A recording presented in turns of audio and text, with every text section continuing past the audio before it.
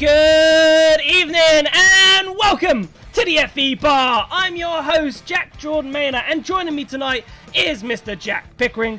Well, we were supposed to be reacting to the race Kiro news, but they postponed it. But it looks like we already have a mess for the Chinese team, and it's not looking good for them. But Formula E, they're at it again! Golden lap! Points for the leader in a random point in the race. No, thank you. Plus, Oliver Rowland, is he as good as Max Verstappen? Something to discuss later, but remember, get on Discord. It's the only show, the only fan phone-in show for Formula E. And Mr. Pickering, how are you? I'm good. There we go. It's I can hear you. Yeah. I can hear you fine with my headphones. Jesus Christ, that was louder than normal. Hello everyone. It's been a while. Hello everyone in chat. Yeah. Let me take this off. Sorry. You say it's been a while. It's only been a few weeks or so. Yeah, we were supposed to have Jeff on a couple of weeks ago, and that's not happened. That should be happening sometime in November. After so testing. Stick around for that. So yeah, no, we will have more news after testing. Good to be here. I've booked my flights for Valencia, so very exciting. Yeah, off to Valencia.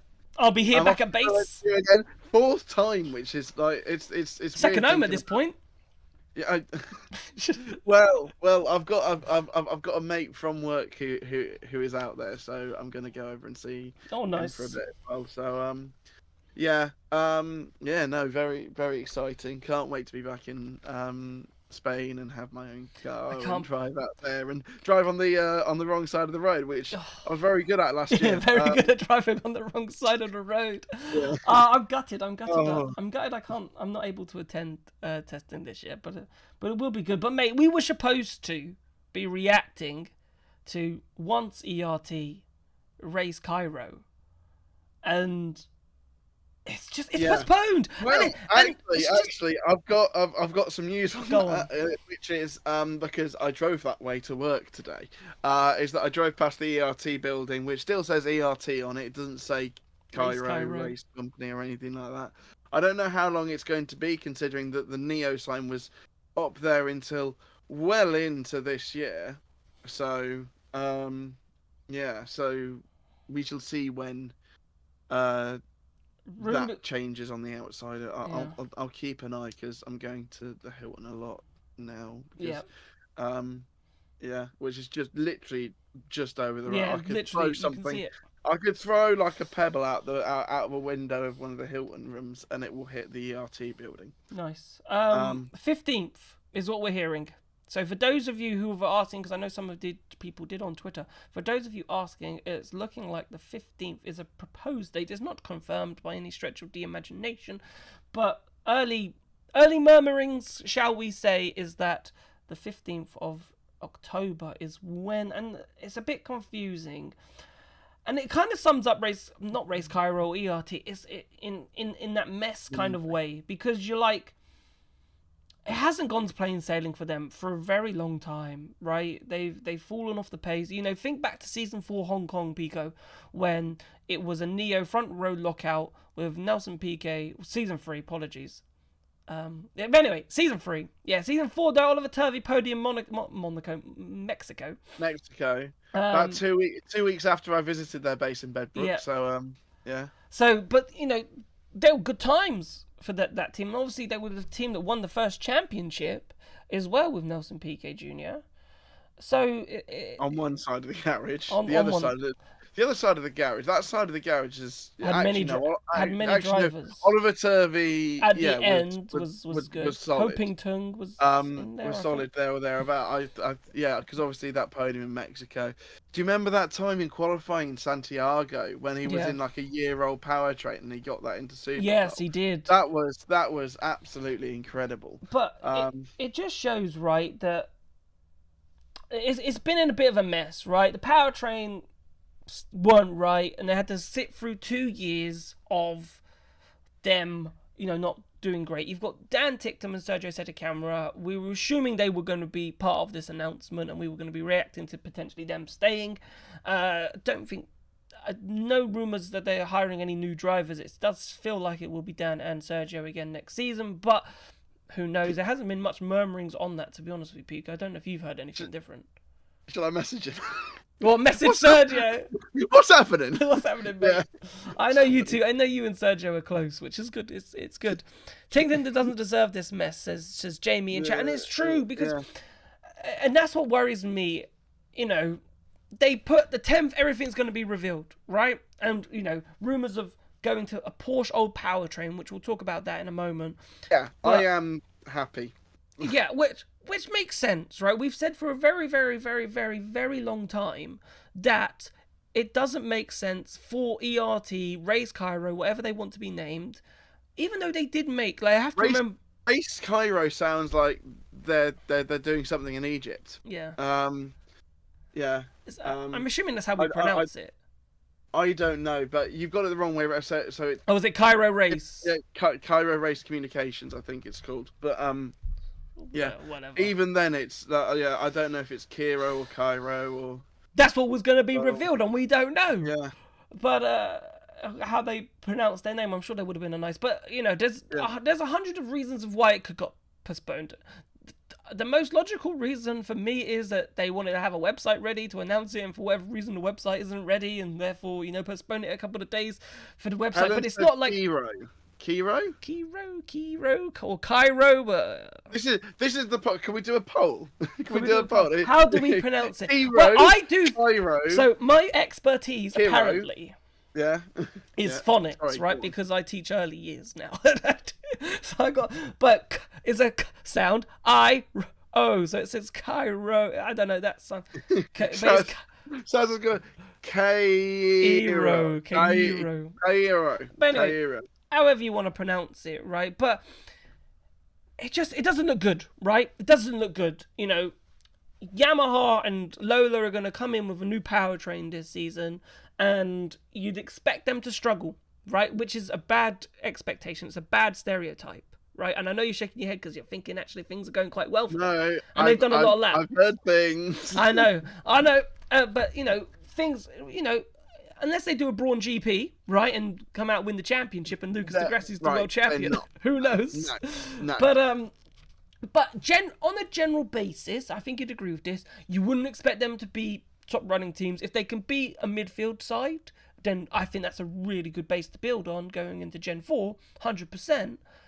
But, you know, you'd expect them to struggle. But which means now, if Lola are now ahead of Cairo Race, right, then Dan Ticktum and Sergio Sede Camera, both really good drivers. How many times did they drag an ERT into a Super Pole or they just qualified? I know Sergio did it a couple of times this season. Dan did it a couple of times. Yeah. Sorry. It's the Jules now. Super Bowl. Keep up. It's Series 11 this year. I'm old. You know I'm old. Yeah, no. I'm old. I've gone through all Super Bowl. Yeah. Super this. I can't believe that I first did Valencia it's 3 years ago because it's the fourth time. But yeah, even then that feels wild. But like I'm working with 17-year-olds at work. I don't like it. They were born in 2007. Wow. No. Well, no. Mate, I don't like it. Mate, second job, nursery, 2021. Does that make you feel old? 2021 and 2020. These kids don't even know who Lewis Hamilton is. No, they weren't. They weren't alive. Don't even know who Lewis is. Like. Anyway, moving on swiftly. But yeah, I need to keep up. Yeah, I know. I just too many things in my head. Stop making me feel old. Hashtag lols. Hashtag it happens to all of us. But anyway, right. But it just seems like a mess, right? I hope for their sake that last season's Porsche powertrain is a step in the right direction and they can be fairly competitive with it. But it'll be really interesting to see from an outside point of view how much the sort of the powertrain where they are and how much a new powertrain is over an old powertrain, which will be I think quite interesting to see. I don't think it's going to be that effective, and actually it's going to be. So this is. I think. So you think they're going to struggle? I'm going to do my traditional Jack talks about MotoGP for 15 minutes because I not seem to do 15 this minutes. every single. I seem to do this every single Keep episode. it shorter. But yeah, no, I'm exaggerating, mate. Don't worry. But yeah, it's a bit like how when you start the next MotoGP season, the teams that are on the year-old, but this especially with Ducatis. So, and this happened a couple seasons ago when Enea Bastianini was on. I want to say it was the GP21. Was it? And then yes, no, it would have been because I was on GP22 because that was the year that he was in the Gresini. Yeah, so Bastianini was on GP21 and he won so many races at the start of the year and then struggled to keep up at the end of the season. So I genuinely think that with the year-old powertrain, they'll be sort of there or thereabouts. Genuinely, I would. Do you think they could be fighting for points?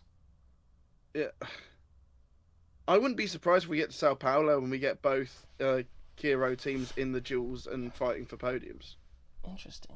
So but you think it could be a good start for them, but they'll fall away? Yes, exactly. So they'll have a fantastic start to the season, and then they will, once we get to what's happening later, your Monacos, your Shanghais, Jakartas, all that. The end of the season when people progress a little. Well, it's only software. It would surprise me if they are constantly 21st, 22nd. Okay. Like, so you think the drop off could be that big? So points in the first couple of races, and the drop off that big. Yeah. Yeah. No, well, the thing is, the thing is, Formula E is too competitive. But the thing is, it's too close to. But their problem might not be in season 11, right? Season 11, maybe it's not like that at all. Maybe for Kiro Race, they are getting points this season, but then they fade away towards the end as the software develops. But remember, then if they're going to have the Porsche powertrain, I'm assuming they're going to continue that into season 12. They've as far as I'm aware, they've only signed a 1-year deal, so they could. Sign someone else's, like Jaguars, okay. But then is that allowed? No, they. As long as the powertrain's homologated from. As far as I'm aware, it's allowed because Aptwin talks to be running Porsche powertrains for this season before they went with Lola Yamaha, and so we could see them sign up because Mahindra have only got 2 cars on the grid. Lola Yamaha have only got 2 cars on the grid, so it wouldn't surprise me if one of those 2 teams go to Kiro Race, whatever we want to call it, ERT 2.0, and go, look, we will give you a cheap option on the engines, so that we can get more data and more running, which is probably what they need. It's Kiro Race is probably a little bit of a deal, but it'll be interesting to see. I think they might be alright this season, but yeah, going into next season, once the software of the newer powertrains get pushed up even higher, then if they do continue with the Porsche powertrain from the previous season, season 10 into season 12, I don't think there's much that powertrain could do software wise, probably as far as it can go, so they probably will really struggle season 12. And then you want Dan and Sergio will probably be willing to jump ship because they'll probably know that, you know, season 12 is just going to be a sit at the back year. You might as well just put 2 rookies in and go get experience for season 13, which is not what Dan and Sergio want to be doing. So if that is the case, and I can imagine Dan and Sergio jumping ship towards the end of the season if that is the case. But we're going to talk about that. There's a lot of things we actually want to talk about on tonight's show. So we're going to rattle off one of them, and then we're going to take some calls, right? And then we're going to talk in the second hour, we'll talk about the others. The next one I want to talk about is this Golden Lap malarkey. What Formula E doing? What are they doing? I feel like we have a good product, right? Right. And then we're gonna create another gimmick that we just don't need. And Formula E, again, the people go, you can't take this championship seriously. They just love shooting themselves in the foot. This cannot go ahead. If this is on the 17th of October, if this is on the sporting regulations, I'm gonna be furious. The thing is, they're like 90% with a really good idea, and then they just go, yeah, let's do this. Let's do this, which is unnecessary. Formula E needs a point for leading the laps because the amount of times that the lead switched last season from the peloton races, because no one wants to lead, was ridiculous. And it's the same in season 9, and it needs to be stopped. And if you put a point in for most laps led, that works. But what do you mean? Most laps led in the race? Like, hopefully, they will But have that has seen to all be the given at the backlash end of from the it, race. and it needs to... No. It can't be done during the race. Well, yes. Of course it has to be done at the end of the race, because Right. you can't calculate the number of points. Well, no, the thing is, like, what do you mean with the golden lap? They just... The golden lap is like lap 24 of a 36 lap race. If you're leading that lap, you're getting a point, mate. Yeah. And that's not right. That's not terrible. Right. It should not be luck. It should not be luck that you get. But apparently that lap will be told to the teams before the start of the race. That the golden lap is the 24th lap. Yeah. Which is still wrong. I'd rather that than find out at the end of the race, oh, congratulations, you pulled that number. Yeah. Congratulations. But I don't want that. Points are given at the end of the race. Not during the race. And in qualifying. But I don't mind qualifying. I don't mind pole position points. I actually quite like pole position points. I think Formula 1 should do pole position points. I like pole position points, but 3 is too much for it. I think they should go down to 2. I don't mind 3. I don't mind 3. But anyway, no, three is too much, especially when fastest lap is only 1 point. But yeah, no, that. But fastest lap is nothing. That's a different kettle of fish. Yeah. But the thing is, there should be points for most laps led. That's where the points should go.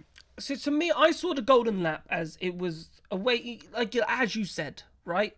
Instead of people not wanting to lead the race, you have to lead the race. There's that fight to lead the race. But you're still, I don't know. But it's a terrible idea. It's not racing. We don't need these gimmicks. The golden lap point is a... No, can't say that. No, I'm live. I'm not doing that again. I've done that before. The golden lap is...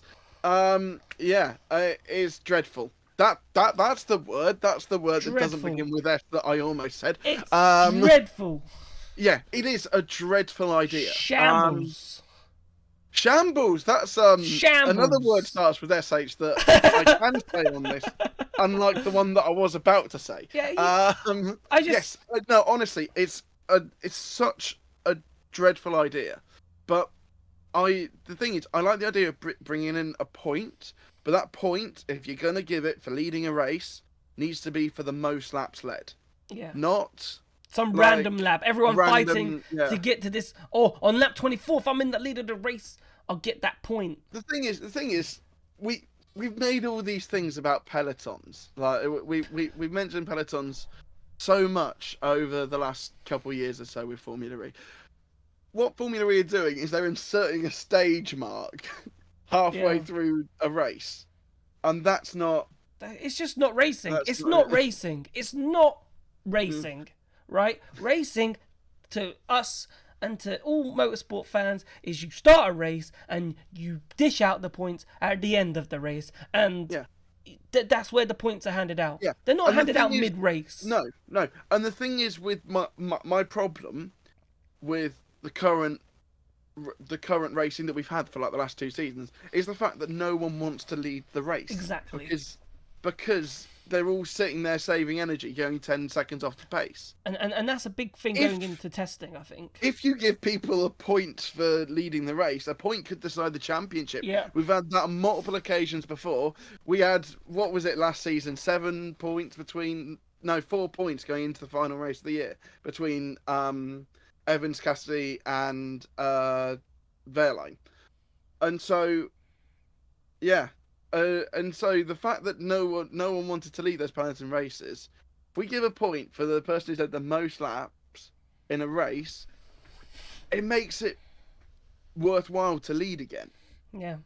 Instead of just sitting in 7th until lap 24 or 29 and going, you know what? I feel like going now. I'm just going to bolt for like 5 laps. As much as I hate the peloton-style races, that's the beauty of it. If you can be a Nick Cassidy and save energy and then fight your way through the field and win the race and have the most energy at the end and win, Bingo bango, you did a great job. You deserve to win the race. Antonio Felix da Costa did a great job at that.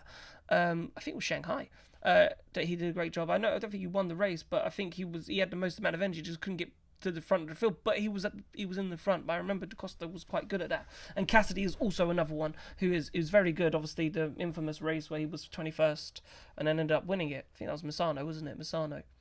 Off the top of my head now. Yeah, Masano. Yeah. But that's what we want to take your calls on for the first hour. So what do you think's happening at Race Kiro? Or Kiro Race? Or ERT 2.0? And your views on the Golden Lap. That's what we're going to talk about for the first hour. So let's take some calls. Now, Pico, right. I'm struggling to drag people in today from the waiting room. Yeah, okay. So you are the man in. Who you want? I was going to pass that buck over to you because whatever reason I can't do it. So whoever you want to speak to first, mate, let's go to them. Right. Let's open it up with Natalie. Natalie, you're on the FE bar. Oh no! Are you on the FE bar? Maybe she's not on the FE bar. We can come back to Natalie. We'll give her a couple seconds, and then if. But yeah, also remember while we're here, if you want to !Discord. If you're not in the Discord, you can come in and have your say on Golden Lap and so forth, and the future on Kiro Race. Right on. I just saw as well. Oh, Natalie! Sounds like we're here. And also while we're here, remember to hit the like and subscribe button if you're new around here. Right, Natalie. Indeed. Natalie, you're on the FE bar. What do you want to say? Nothing much, really. Nothing much? Well, there's nothing much that's gone on, really. Sorry. I've got 2 streams going on at the minute because England are playing. So. Are we? Terrible. Yeah, the Greece, yes. Yes. But it's Nations League, so it's not important. Anyway, FE bar. Formula E. Formula E. So, yeah. I was chosen by McLaren to feature on their World Mental Health Day post. Very well done. It was a very nice post indeed. Saw that on the Discord. Yeah, so basically, if you didn't know, McLaren reached out to me and a whole other load of Papaya fans to basically collate a Papaya family big group hug, basically. And they asked me and loads of others to mention a person in the Papaya family who's made your year, if that makes sense. Yep. So I was chosen. Nice. And I chose Mum, obviously, because when we go to Formula E events, I feel like we're not only there as Papaya fans, but we go as mother and daughter and enjoy the weekend, if that makes sense. No, yeah, it's important. And also, on the topic of World Mental Health Day, just a quick reminder, there's help out there if you need it. It's okay to not be okay. And if you follow me on any social media, my DMs are always open. No, 100%. Well said, Natalie. Well said. It is important to raise awareness, and you know, if anyone is going through any rough times, there are 100 numbers of charities. There was Samaritans, Mind, Calm, Evolving Mindset is a new one. A good friend of mine runs it. Does online Twitch streams. Around mental health and so forth. So if you ever see that online, so always a good thing. Always a good thing to go check. So moving more towards Formula E, your thoughts on either Golden Lap or Kiro Race at this point? What do you think's going on? Why do we need any more things in Formula E when Fan Boost was an absolute flop? It's true to me. It's a disaster. It sounds disastrous. Like I don't understand who thought that was a great idea, why we thought we needed it. Like, I don't know. What are your views on it? I don't think it's necessary. I just think leave Effie alone. Yeah. Do you know what I mean? 100%. I agree with that. Leave my sport alone. I think... I don't know why Formula E are obsessed with these gimmicks and so forth. I personally don't understand it. I don't know what we're trying to achieve, and it goes back. It feels like then we're trying to get people not to laugh at Formula E, and it feels like people, if this gets approved on the 17th of October on the World Motorsport Council next week, I Mm. think it will just be a laughing stock. Yeah. Is that when the sporting regulations are That also going to be confirmed? everything will be agreed on the 17th of October. We will find out where we're racing, what that TBC slot will be. We'll find out everything on the 17th, I believe it is. Because if you don't know, I blog Formula E, and if a certain decision is approved or denied by the stewards, I like to quote the regulations a lot. Oh. Yeah, that's what I meant. So yeah, I like to quote the regulations a lot when something gets approved or denied, or something is said against a certain driver. Yep. So I like to quote the regulations a lot, and also at the start of the season, I did a graphic on a tax charge from my Instagram. So I quoted the articles quite a lot there. So yeah. Perfect. Okay, Natalie, we're gonna let you go. Thank you so much for coming on, and also well done again on the mental health awareness thing on McLaren, and keep up the good work. Thank you.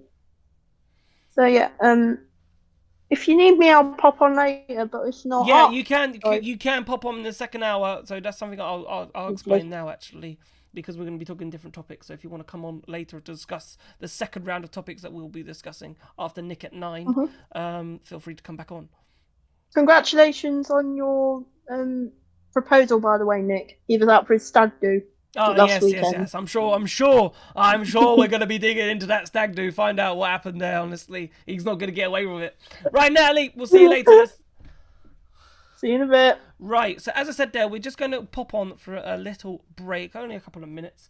But make sure, if you are !Discord, if you want to have your say and your opinion on the Golden Lap and what you think of Formula E potentially introducing it, come and have your say, because they will hear it. They will hear Formula E will listen, right, to people's, we had Jeff Dodds come on and he says he listens to what the fans have to say. And if you don't like it, they might change something, or they may maybe adapt it to way of Pico's thinking. Maybe Pico's thinking is the way forward. Who knows? But !Discord, get yourself in the chat, in the waiting room, and you could be speaking to us next. We'll see you in a moment.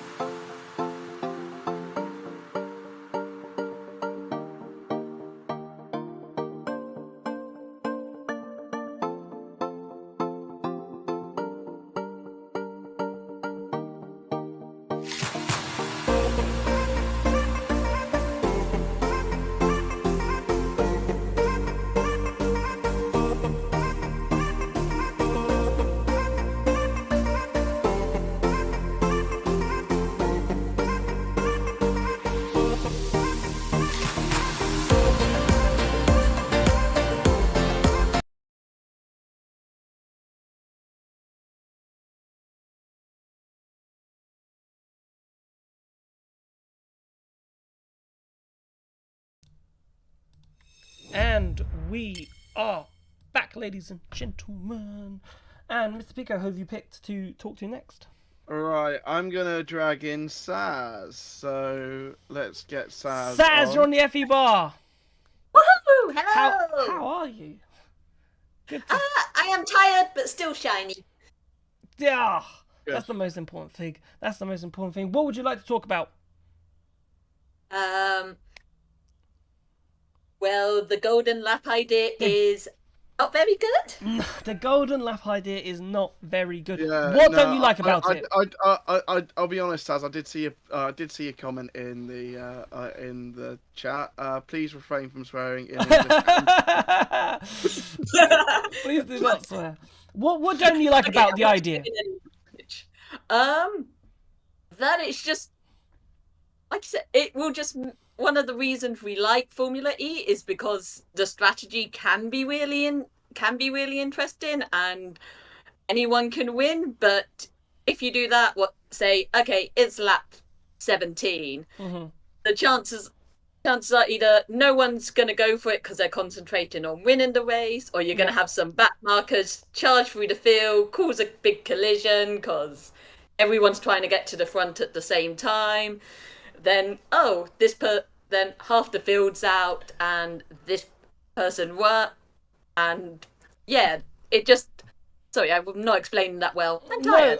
But basically, it's just not racing. It's not needed. Either have a point if you want to add extra points for the most laps led, or put points down to 12th position or 15th position. But we don't.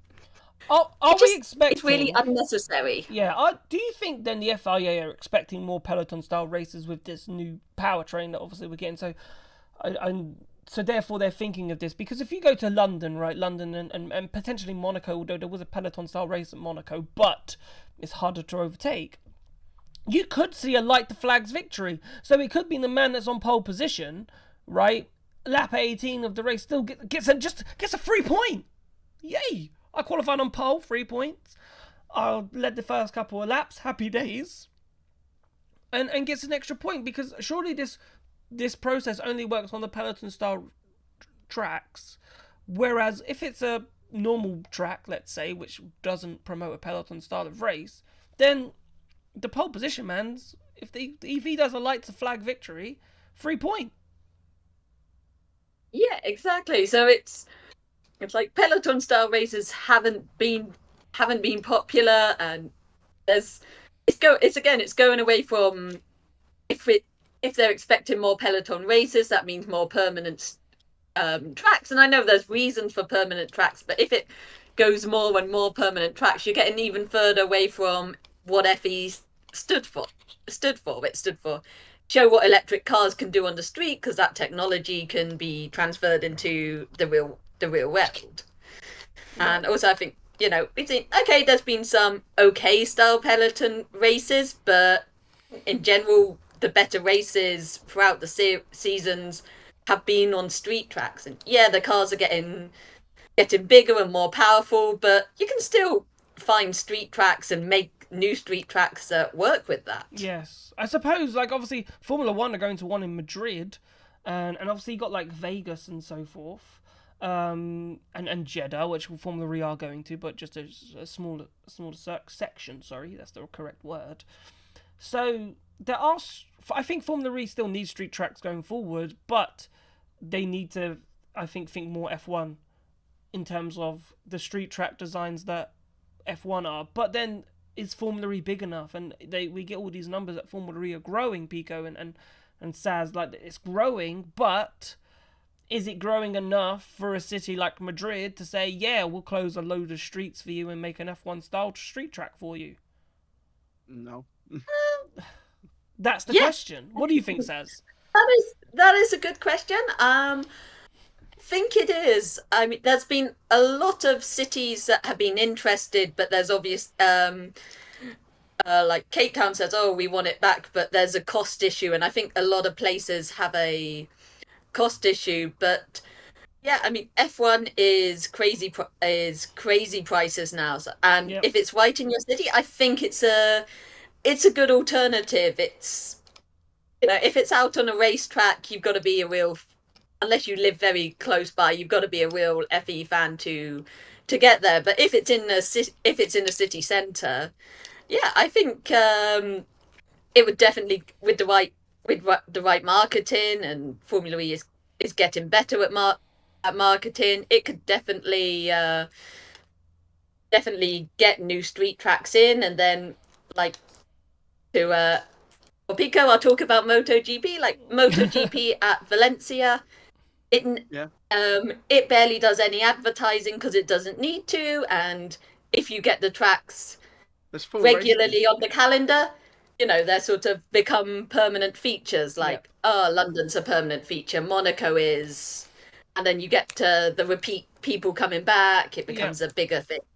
Which is, very true. The thing is, this is going back to Jack's idea of sexy cities that he had a while ago, and that some of the races aren't they don't have to be. But the thing is, there are a few ones that you could have. So like Valencia, they've got the circuit. Admittedly, it's 20 kilometer outside of the actual city centre, but the thing is, natural street race in Valencia would be amazing. But they was there once upon a time with Formula One. Parts of the track's still there. That was a great walk. It was a great walk. We went last year. But I can't believe how dilapidated is the right word, though. Yeah. The areas around it are. Yeah. Which is such a shame. Like, the thing is, I'd love to see Le Mans do the Bugatti circuit. There is the old F1 track in Buenos Aires. Yep. Another place that you could go, and that's in a city centre. It's the same ethos like Mexico City. Yeah. It's. I will die on the Adelaide Hill. That needs to be on the calendar at some point because that would be fantastic. And Auckland or somewhere in New Zealand. Yeah, the thing is, there could be so many good races that and we don't need a huge amount of infrastructure. Sure, we lost like races like Rome, but that's because it cost $5 million to put it on. But but the thing is that there are some races there that you don't need too much infrastructure, and you still get the nice names. Yeah. And that's what I want. Well, that's why I think Formula E needs to go down the big city names, make the races like you're racing in like when we were Zurich and all those places and so forth. But Saz, gotta let you go. None of the Swiss races were good. Yeah, I know, but you're racing in Zurich. That's the thing. It's the city rather than the track. It's the name. Bad. Comme ça, as the French/Swiss maybe say. Anyway, Saz, gotta let you go. Try and get some others on, but thanks so much for coming. You can come on in the second hour a little bit later on when we talk some other topics that when we move on. We could get maybe Tobias on. It might be nice to hear from Tobias. Right, I'm gonna get Nikki on next because Nikki's asked to come on. Okay, that's fine. All right, well, there's loads of people I'd like to hear from, to be honest. Nikki, you're on the FE bar. We've got to be a bit quicker. How are you? What would you like to say? Basically, where do I start? Oh dear.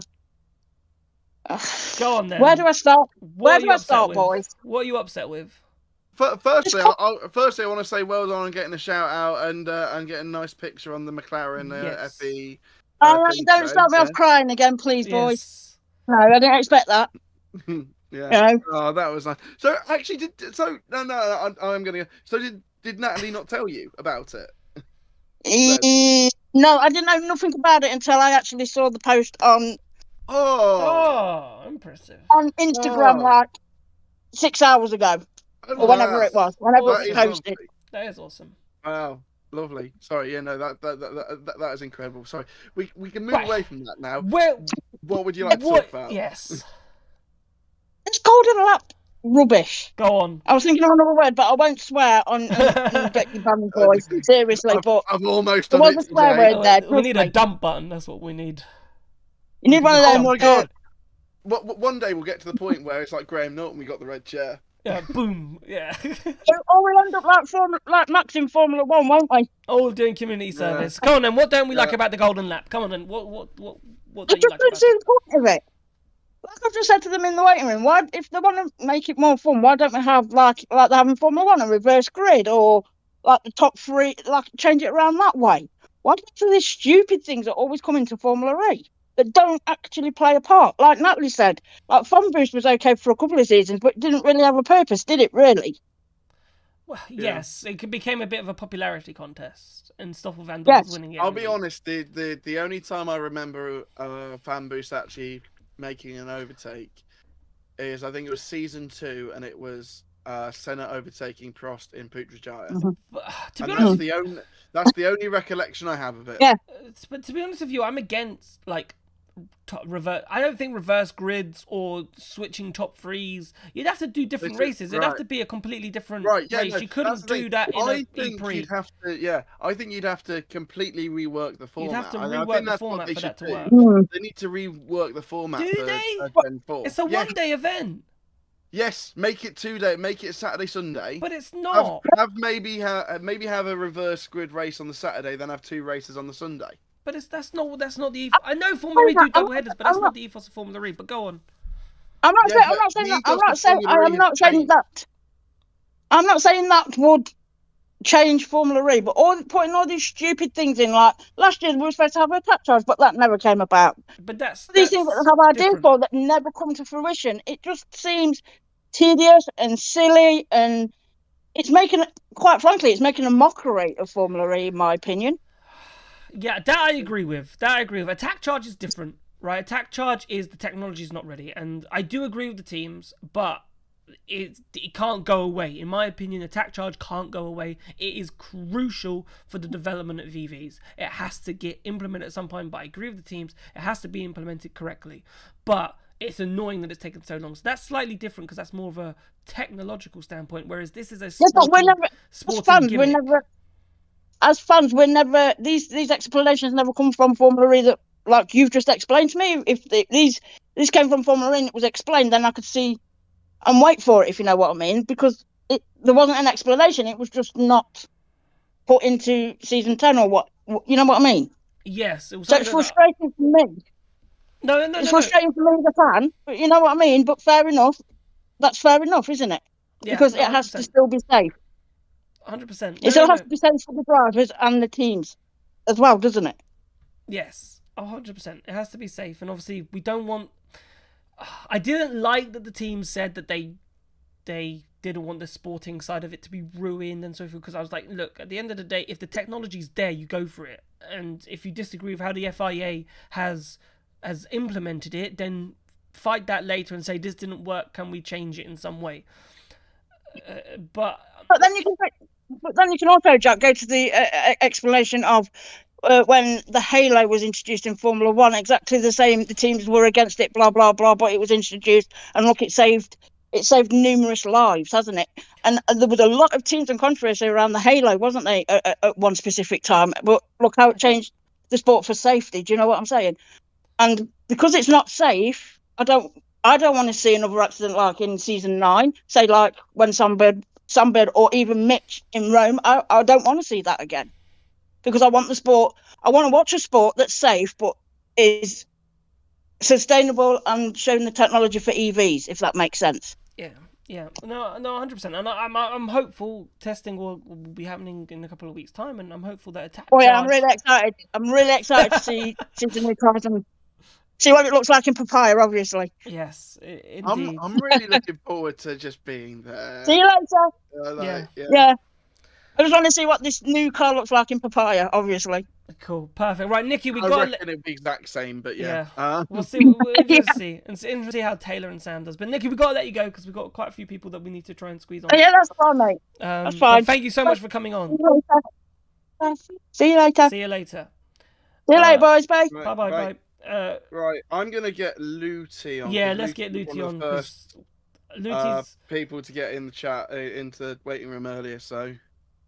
Yeah, and also a big race Kiro fan, or Kiro race fan, ERT fan. I know he's muted at the moment, or hopefully we can try and get him on. If not, we'll try and come back. Yeah. But he was in the chat. I saw him chat not too long ago about Budapest. Here we go. Good evening, guys. Good evening. How are you? Very good, very good. Good. What would you like to discuss? How was no. Oh, for God's sake, here we go. No. How was Amsterdam the other day? Oh, that was very fun. Very fun 2 days. Good. Good. Lovely. What would you like to discuss? I think both topics, Kiro and the Golden Lab. Maybe Golden Lab first. Go on then. Sort of mind blowing actually that this got put through. To be honest, it's like they have a problem with peloton racing, and then they use a gimmick as a solution, and somehow that goes through multiple layers of people, and nobody says let's not do this. So that's a bit worrying in a way. Do you think there's been quite a strong backlash to the Golden Lap? Do you think, and obviously this show is part of the backlash, I would say, and do you think, the 17th of October, that's 7 days away, do you think that's enough time for Formula E to backtrack? Oh, they can definitely backtrack. I think that would be a smart decision to show that you can learn from things. But to be honest, I don't think I've seen anyone positive about it, to be honest, at all. And also, I wonder if it's actually worth it for most people. If it's 1 point and you have to risk a lot for that, is it worth it to actually change your whole strategy for that? Yeah, so I'm a bit skeptical. It's a good point, well made. But I think if you're fighting for a championship, and as Pico said earlier, a point could be the difference. You know. Yeah, but if you do that, but losing a front wing or using too much energy and losing more points in the process. I doubt it. Formula E would argue, right? So this would be Formula E's argument. So if I'm now Jeff Dodds, right, he would say, but that would bring excitement, right? Because you've got drivers trying to get that point and mistakes are made. The race becomes more interesting. There's more talking points. Therefore, Formula E's a more interesting spectacle. Yeah, to quote an anonymous driver, it becomes a clown show a bit. In that case, to me. Yeah, I don't know. But that would be their argument. I have to sit on the other side and say, this is why I think they think that you're saying it could create this, but then that's the kind of chaos I think Formula E want to create for some strange reason. Again, I don't agree with it. I agree with you. But if you think on their side, that's maybe for that. Yeah, they can cut it into a nice social media post and get clicks through that. But that's not really why I personally want to watch racing. Yep. So that would actually then also maybe lose target audience. But and also the fact that there were some quotes in that article. Yep. That got published, but they were anonymous, which I found a bit, almost sad that there isn't a space that people feel that they can talk publicly. Yeah. Which is problematic. But yeah. Let's hope that doesn't go further. Because I'll tell you what, 17th FE bar might be a bit interesting. I will say, Rene in chat has made a very good point. Like the random lap, because it will be a random lap, but no one will think that it's a random lap. Like they could magically pick a lap where it's very interesting, that lap.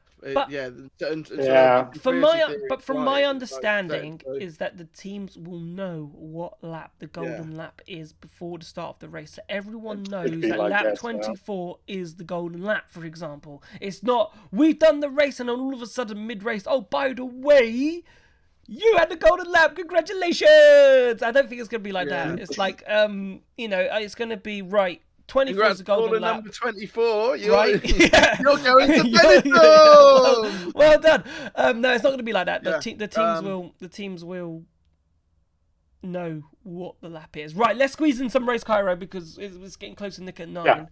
Kiro race. What are your thoughts? Because delaying an announcement to drivers or teams or what on earth you're talking about is not a big idea. It doesn't sound like a big deal. It doesn't sound like a big deal, but if you look into it and you think a bit deeper, it sounds like behind the scenes it is a bit of a mess. I don't know if that that gives you that impression. Yeah, definitely. It feels a little bit like the whole of the last season that it's just not organized. And the same with this, that it's not organized in a well enough manner in a way. Yeah. And also from officially, I don't think we actually know if it's going to be a Porsche drivetrain or they're going to stick with Helix. Yeah. It was in the article that they want to go with Porsche, but it was also like financially, is that possible or not? And they could still go with Helix. So even that's not like decided yet. The drivers didn't know what they're gonna do yet. I think we A couple of assume they weeks must back. know. I think By now, I think they know, I think but now they it must took know. quite a while. Yeah. To make the decision. Yeah, so it all feels like it's all like very late on, even if they get the Porsche powertrain. They didn't do any testing yet. They probably don't have done like simulator work on it yet. Yeah. So it feels like it's all very late, and the season starts very early this year. So it doesn't really give a good feeling of that they're going in well prepared. And also, since it's a year old powertrain and competition is like this close, like some races it was like 3 tenths in qualifying, and that was the whole grid. So they could, they could be on the struggle bus a bit early.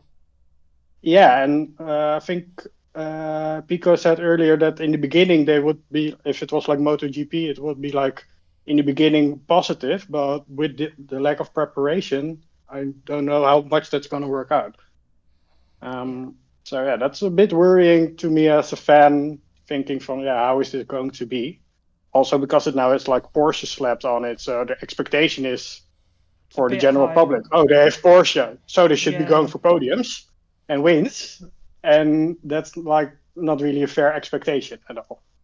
So yeah, wonder how that's gonna pan out.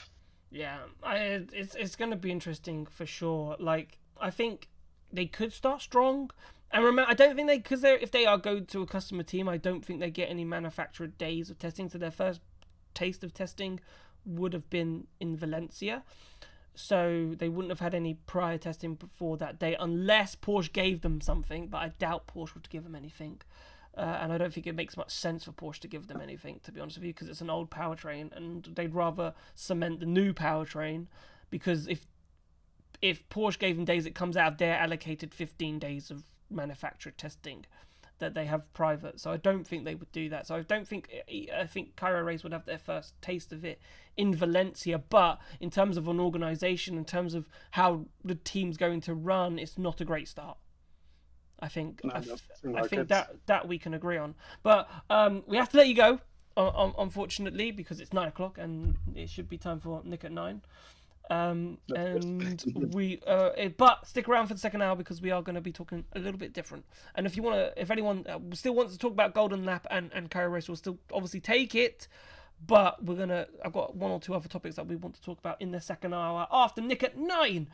But less vital topics, but yeah. Less vital, but still important. And good talking points. But we're going to go for a break. Remember, !mark Discord if you want to come and have your say on the show. And we will see you in about 2 minutes' time. We off?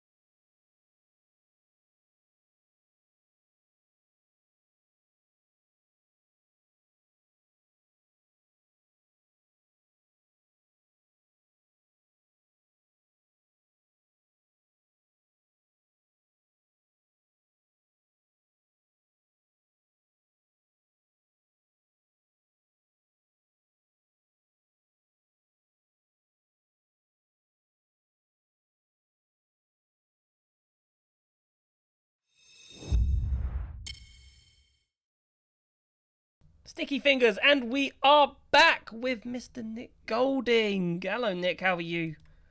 Hello, guys. I'm not too bad, thank you. How are you all? Yeah, we're keeping ourselves well. We're keeping ourselves yeah. well. You've been a busy boy, I hear. I've not been a busy boy, all right? If you hear laughing, by the way, I'm actually in a car full of Racing News 365 colleagues. I'm currently over our HQ, our new HQ in Eindhoven. We've just been go-karting. Congrats, Yeah, nice. so Did you if hear win? laughing, Did you have the that's anything Spider-Man missed out helmet? That's what I want to know. me. No, I did not have the Spider-Man helmet. It would not fit in my suitcase, but I did call Terrible. Ryanair asking if I could take it on board. But they said it would count as a bag, and unfortunately, The expenses. the expenses wouldn't cover it. The expenses wouldn't cover the Spider-Man I'm joking. helmet. I'm joking. Well, I'm not joking, but no, it's cool. Right, Jack. I've got an easier question. Go on. To Oh, sort no. of get into it, which is, how was Barcelona? Yes, how was Barca, mate? I don't know what you're talking about. Who's been in Barcelona? Well, the thing is, you're a very popular man round us, and a lot of people follow your Instagram now, Mr. Social Media Influencer. Yeah, so I would not say I'm a social media influencer, but I feel honoured that you called me that. It was good. I'm just trying to Do you remember any how of it? much. I'm trying to think how much I can actually publicly say that won't result in me being fired. Especially as I'm sitting next to a senior Racing News 365 figure. But it's Oh, all mate, good. No, in all he fairness- knows all about stag do's. He knows all about stag do's. He's probably, and he's Dutch, so to be honest with you, In if all you didn't go fairness, hard, the then he's person probably that- going to sack you because not going hard. In all fairness, the person who's next to me, Who is it, Dick? it's a Formula E radio show. So the person next to me is Danny, and he's You're on live radio. I'm on Yeah, I'm he's on live on the I'm live radio. Sponsor us. Sorry. Barcelona was good. Do I remember much of it? No. The airport. Good. I remember the airport there. I remember getting in bed when I got home. Apart from that, it was a blast. Good. I think that's more than I remember of my birthday, so that's a start. Right. I remember wearing a wedding outfit in Gatwick Airport, which is Yes. kind of what I don't want to remember. But anyways, it was a good laugh. It was a good experience, and hopefully, as long as my fiance doesn't divorce me, it'll be the only stag do I ever go on. So yeah. Okay. I say I've made. I'm gonna get that on a memories, but I haven't t-shirt. really- You had a good turnout. Surely someone else might get married. You might be able to go on one of their stag do's. I mean, potentially, but I need friends for that, and I'm joking. You've got friends. Surely. We'll invite Yeah, you to ours one day. I've got So you two, can go and to I'm- another stag do. Yeah, I've got two, and I'm speaking to them right now, but it's all Oh, lovely. Right. Oh, you're too kind. Too kind. The invite's in the post whenever the big day is. good. Right, Formula Right, E, let's come talk on. Formula E. I am Let's talk extremely Formula E. single. Really? Okay. Cairo race Cairo. Supposed to Yeah. be an announcement today. Didn't happen. Rumored to be No. postponed to the 15th, I'm hearing now through the grapevine. Yeah, correct. So, any reason? Do you know why? And what do you think operationally for Cairo race? Because obviously, if it's starting already shaky, you're having to postpone an announcement. It doesn't sound like much, Yeah. but if you can't get that right, then surely operation of a team is, that feels like that might be a bit of a struggle as well. It's unusual, but it's also unusual the fact this is their third rebrand in 3 years. Yes. And it's also not the greatest thing that we're now 3 weeks away from Valencia, and they've still not officially actually confirmed their drivers. And we've also now got, more teams confirming their drivers for the female tests. And we're still waiting for Dan and Sergio to actually be officially announced, which is kind of mental when you think about that the season finished end of July. So you're looking now 3 months, if my quick maths is correct. Yeah. It's a bit of a mess, and also because they've obviously done the whole. It was looking like it was going to be really, really good, having the announcement kind of thing on the new website, saying obviously it was going to be on the 10th, and fans got excited. It created a social media buzz, and then to change the 10th of October to coming soon, kind of it is. Not brilliant. Yeah. But obviously, from the looks of it, all things are okay. It's just a case of it's just been delayed. Yeah, it's just a bit of an annoyance. Obviously, we did our show thinking, oh, we could react to this today, and obviously nothing to react to. But nothing to react to is actually another talking point in itself. But Yes. we've survived the first hour. It's all been good. To be fair, it's been a bit non-stop. Good job. Golden Lap, mate. It's Golden okay though. Lap. We got to go before 10 o'clock because I need to watch Taskmaster. So yeah. Put it on record, mate. It's 2024. What was I going to say? Watch it together. Right, Golden Lap. What's Yes. going on here? Because the fans, let me tell you, are not happy. We've had some angry phone callers in the first hour, very confused. They don't like the gimmick. They don't understand why it's necessary. Sophie. It's come out. The sporting regulations are determined on the 17th. Do you think that's enough time for Formula E to backtrack? Right. I mean, it's Formula E, so yes. It's a weird one because it kind of, we already have attack. We obviously potentially have attack charge, and it kind of just, I'm not a fan of it personally. I think it's a gimmick we don't need, and it's just going to result in more frustration, I think, from fans and more confusion for a new audience. But then again, you never know unless you try it, kind of thing. So, yeah, it's just. Should we have a I'm most laps led? I wouldn't mind that because at least that would then stop. That would likely stop the peloton potentially. Exactly. Yes. It's just a weird one, to be honest. I don't really understand it. And obviously, we'll find out more. Obviously, at the World Motorsport Council meeting on the 17th, which is obviously also when the TBC will be confirmed. Yes, that was my next thing. Any news on that? So Sanya was an option. That's now not happening. Sanya. So Sanya was. There was small talk, I didn't hear that one. That's now not happening. But there's a few places that I've heard of, Valencia being one of them. There's been a couple, but it's quite hard to trust. The whole Thailand thing is kind of happened last minute, and obviously it's just not. So I can't see it. Do we think Thailand is 100% off, or are we not ready to say that yet? If it were going to be Thailand, I think we would have known by now. Or we would have likely found out at the last Motorsport Council meeting when the calendar was initially announced. I can't see it happening. Never say never. It's Formula E. Yep. But also the fact that it's still a politically unstable country. If you look at any of the news, so. Do you think Valencia is the most likely option, Marrakesh? Do you think it would be one of those famous Formula E backups? Because Formula E really want this 17th race season. They wanted it last season to have the biggest calendar in the world. Well, the world, you know what I mean? It will be 17 races. I'm not concerned that it won't be. It will be 17. I'm pretty confident. I think it's just a case of wait and see, to be honest, because obviously, quite clearly, there's still discussions being made, given that, you know, it's awaiting, obviously, FIA approval of the council meeting next week. So, wait and see. And obviously, we haven't got long to wait. Nope, we haven't got long to wait at all. Last thing to say then before we let you enjoy the rest of your evening. Any additional news? Anything that we should know? Any rumblings? Any Nick at 9 exclusives? Apart from the fact that Lola had a brilliant chat. A couple of chats. I had a brilliant chat with Lucas de Grassi last week, and actually Lola are looking very, very good. He's expecting that in the first couple of races they are going to be struggling a little bit because Lola and Yamaha are both trying to understand Formula E and obviously the concept, how the racing works. But he's saying that they've done a ridiculous amount of testing and they've only had one problem, which, when you think how often we see problems in private testing, the fact that they've done a lot of testing and only had one problem through all their running is pretty impressive for a new manufacturer. Yeah, I don't want that to be the commentator's curse, though, and then we get to Valencia and all they do is stop. Yeah, and actually, he's really excited. He was saying he lost motivation with Mahindra in the last 2 seasons using the Mahindra powertrain, and now with Lola at the Yamaha, he's got his motivation back.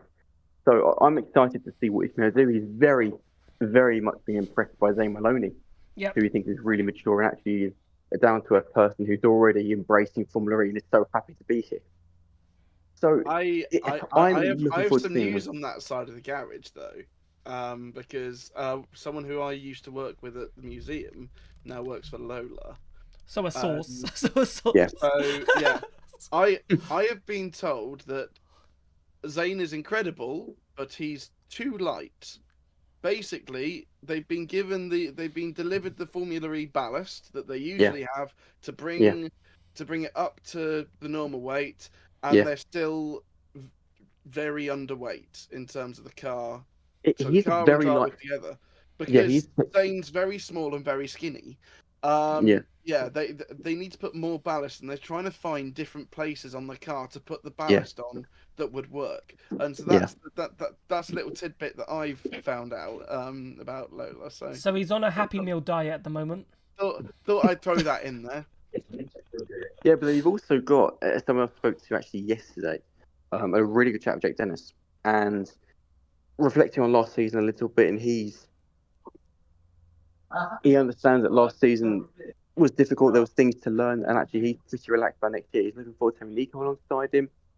I think keep an eye on Jake for next year, because last season he didn't really, because of the issues with the Andretti package, he didn't really have a chance to kind of defend his title. To be completely honest, you just have to look at Saudi Arabia was still remarkable. The fact he was so good on day one and so far off the pace on day two. Jake's relaxed testing. He's only actually had 2 afternoons of testing, so he's still not really had a brilliant taste of the Gen 3 Evo. So, yeah, Jake's chill, and I think a chill Jake is a fast Jake, so I'm looking forward to seeing him as well. And actually keep an eye on Racing News 365, because I'm also speaking tomorrow morning with Sebastian Buemi. Lovely stuff. Ooh, lovely stuff. I'm a busy man. Busy man. Well, we've got a magazine coming out at the end of month 2. Featuring Nico Muller and Robin Freins, looking back at their careers in Formula E, so that's something to look forward to at the end of October. Yes, we're all doing great. We're all doing great, mate. We're doing great. We're all working hard to give our audience as much Formula E content as we can. We put our feet up for 2 months, and now it's sort of right. Okay, we didn't put our feet up for 2 months. I have not stopped, so I'm not. I can't say the same for myself. The emails have been flying. You know, we've had near misses with FE bars with special guests, but we're still working. There's still 2 in the lines with special guests. So, awesome. So hopefully it can happen before. One might happen after testing, but then we've got Jeff obviously after testing, which is supposed to be before testing in September. So we've got Jeff. You do indeed. So things are happening. Pots are being stirred, and we'll let you go and enjoy the rest of your evening, Mr. Nick Golding. And most importantly, us 3 is still just about going strong. Exactly, that's the most important. Until Valencia. Till Valencia. Yeah, well I'll be back at base. Where me and Nick are going to get hammered. Well, let's try not to. Professional, right? Remember that. Nick's sitting with the big boss, right? We don't want to put him on that. I'm a professional. I'm actually now walking into my hotel room. Lovely. Okay. Right, we'll let you enjoy the rest of your night. Thank you so much for coming on. We really appreciate it. No, it's always none of the guys, and for always watching, I will see you Nick, very quickly. Are you at the Mahindra launch in a couple of weeks? I am. Mr. Pico will be joining you. I will see you there. And there will also be from that exclusives with Fred Bertrand and Nick DeVries. So keep an eye. Let me do my advertisement bit. Keep an eye on Racing News 365, your #1 provider in the world for Formula E content. On that night, send us the check. Have a lovely night. Send us the check because Formula E Zone's great too. It is. Formula E Zone is very, very good, and it's been around for a very, very long time, which is something not many sites can actually see. I'm old. It's sad. And they're still somehow not banned. It's still somehow not banned. Right. I love you, my best. All right. Yeah. Thank you very much. Right. See you later. Bye, guys. Bye. We are going to move on. We've got 2 talking points that I want to discuss, right, over the next hour. And obviously, if you haven't had your say on Race Cairo and you'd like to have your say on Race Cairo and Golden Lap, you still can, right, if you haven't got on yet. But there's something else that we need to talk about. And what we need to talk about, an ! Discord if you want to talk to, because I have a feeling some people might want to talk about this. 2 things. I'm going to start with the first one and we'll lead into the second one. Daniel Ricciardo obviously has lost his seat in Formula 1. And if you saw also today, right, Kevin Magnussen was having a nice little chat with, and he's obviously looking for a seat. And I was pondering myself, and yes, it's far-fetched, but you have to remember that Formula E took, Jean-Eric Verne, we've taken Stoffel Van Dorn, Sebastian Buemi, Lucas Di Grassi. All these people had driven in Formula 1 before and made the jump ship to Formula E. Daniel Ricciardo, I think, is a driver that I think it's a bit weird, but I think Formula E should try and tempt Welcome into a to seat. Fantasyland, everyone. No, but no. Population, Jack Jordan. No, hear me out.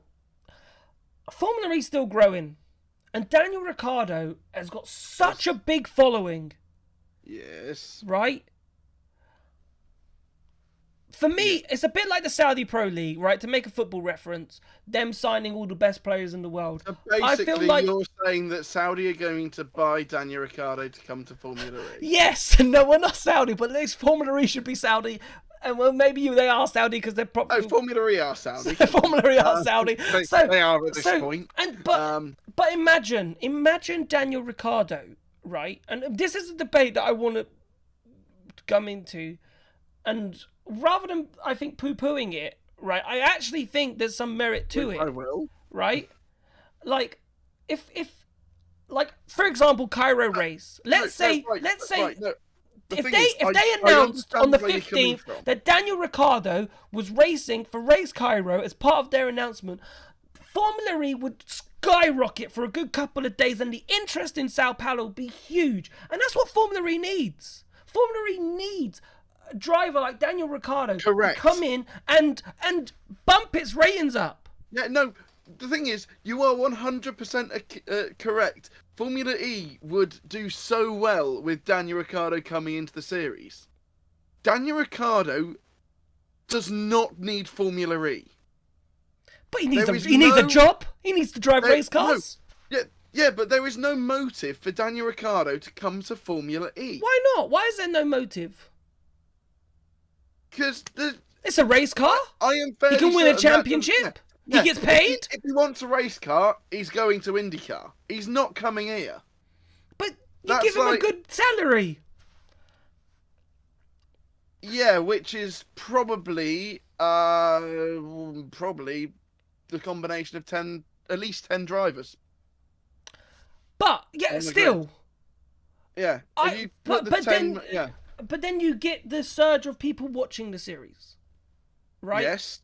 Which is what Formula E needs. Yeah, which is what Formula E needs. Not Daniel Ricciardo. DR does not have any incentive to come to Formula E.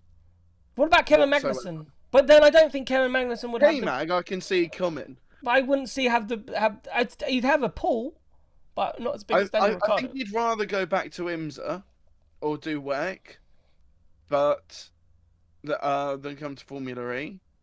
But neither DR or Magnussen I can see on the grid. But let's say Daniel Ricciardo, right? As I said, if he signs for Formula E today, the buzz would be unreal. And I don't. If Daniel Ricciardo joins Formula E like today, I'm doing a shoey of vodka. Right. So that's what we want your views on, right? Now, there's a great view in chat. Right, that says, and people said this. Join the intervention that we're staging for Jack. People said that crazy views. A retirement home, and that's a good argument, right? It's a good Formula, but Formula E. What do you want Formula E to be, right? Formula E either is taking drivers that are you could argue never going to make F1, right? So let's say Zane Maloney, right? Let's just say he's never going to make F1, right? So you don't know how good he could have been, right? So he's F1 didn't make it, right? That's what Formula E is. That's what the WEC is. Drivers that wanted to be Formula 1 drivers, you can't get 20 drivers. Everyone can't be a Formula 1 driver. Therefore, you're going to have to filter down. And if you lose your Formula 1, so you've got to go somewhere. Why can't Formula E be that place? And it is that place for a lot of people. Zane Maloney, for example. Maximilian Gunther, for example. And I know they're younger drivers. But there is that appeal to F2 and F3 drivers. That the Formula E is a good destination because it's a pay drive. So for F2 and F3 drivers, 100%. If they see that F1 door closing, but why can't an F1 driver? But if door still open.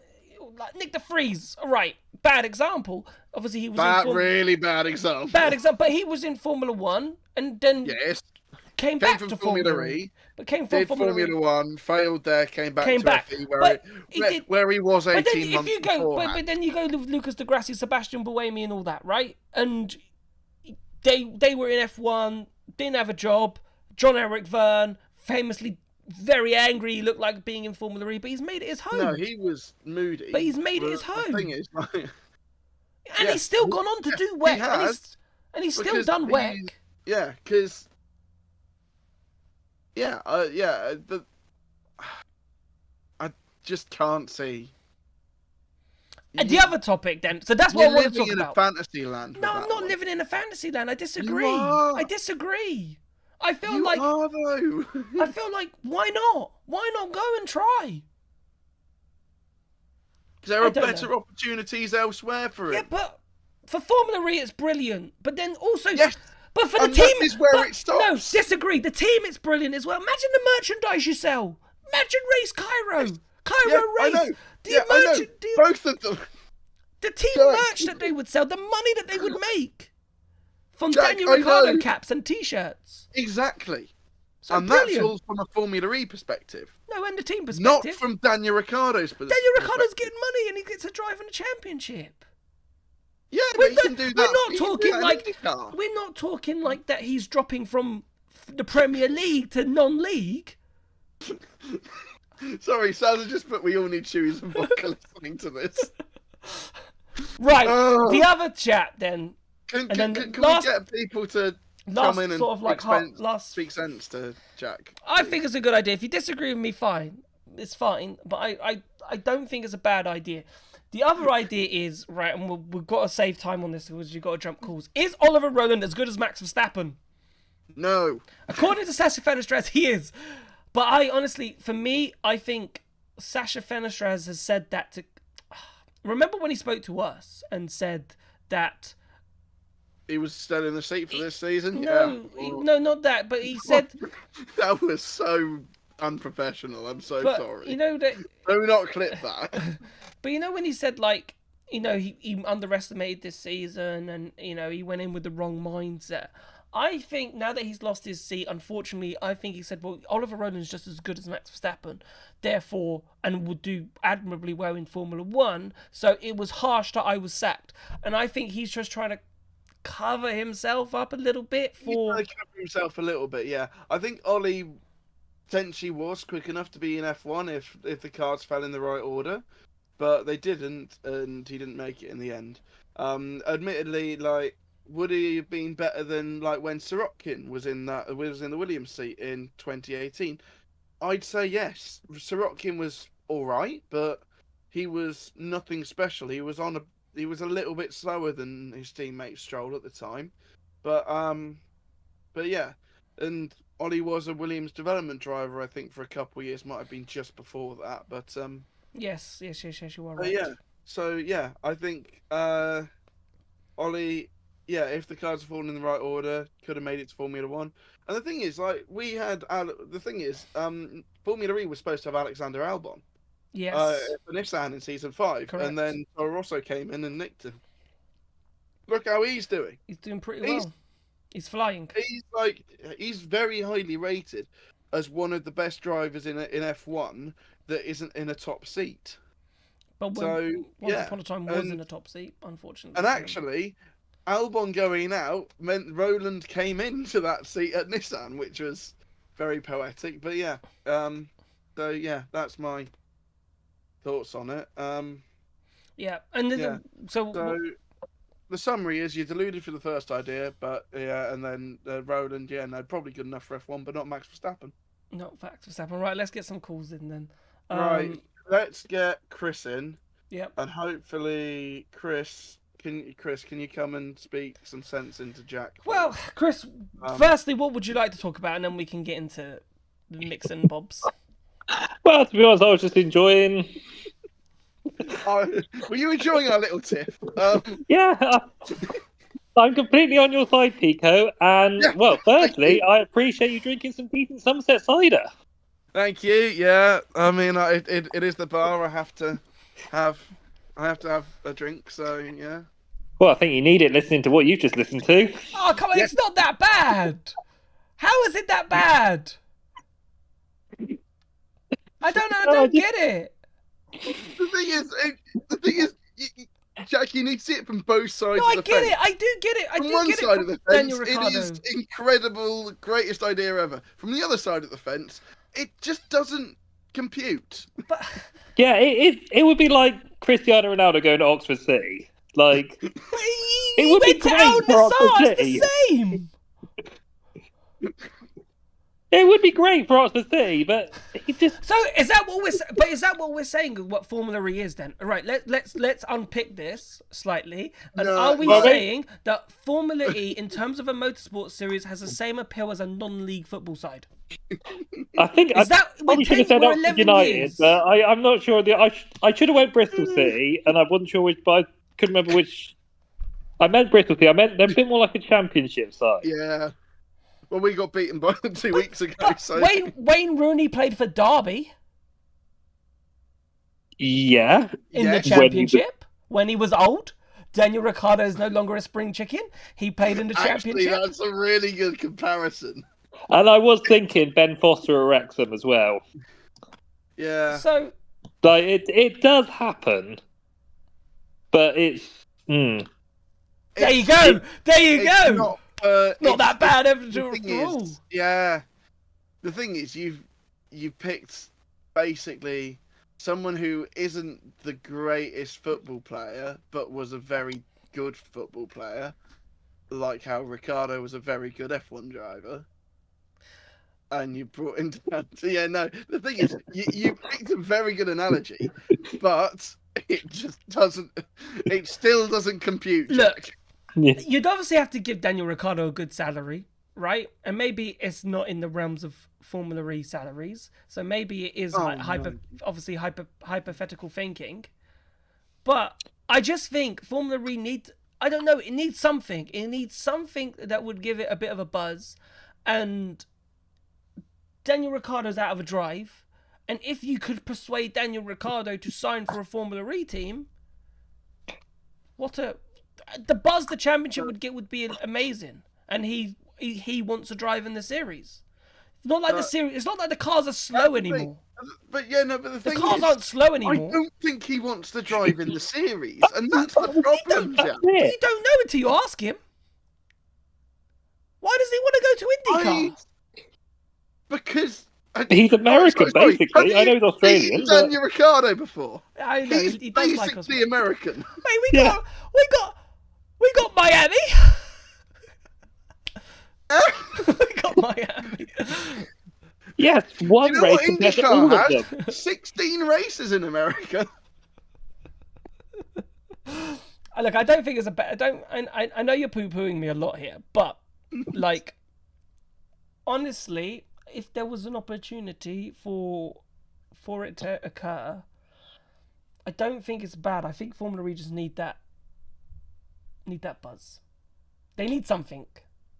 Yeah, they do need something, and they would a big name driver would really benefit the sport. We're not in. Yeah, I don't think it'll work. Not Ricciardo. I don't think he'd want to. So, but let's say, all right, Jeff Dodds has spoken to Kevin Magnussen today, right? You know, yada. He's out of driving. Obviously, there's no seats left in Formula E at this precise moment. So you're coercing him to say, well, would you be interested in the series? And Jeff, you know, he's very close with all the teams, and he might knock on someone's door and say, hey, you know, Kevin Magnussen, you know. And I'm not saying that Jeff Dodds has a say in what drivers teams what teams have been just like signed. Going around like, oh, Kevin Magnussen leaving. It's like going around K-Mag and just walking straight out. He might do. That's just that's my autistic brain. Sorry, continue. But then if Jeff Dodds says to Kevin, and he's spoken about Formula E, and I bet you any money Jeff Dodds said to Kevin Magnussen, would you drive in Formula E? And I bet K-Mag said, don't see why not. Never say never. Yeah, right. I can see K-Mag joining. Right, and I bet K-Mag much more realistic. Yeah, you should have started there. And actually, I saw earlier in chat that Will put something in chat that I had forgotten about. That when Seb Vettel left Ferrari, you wanted him to come to Formula E.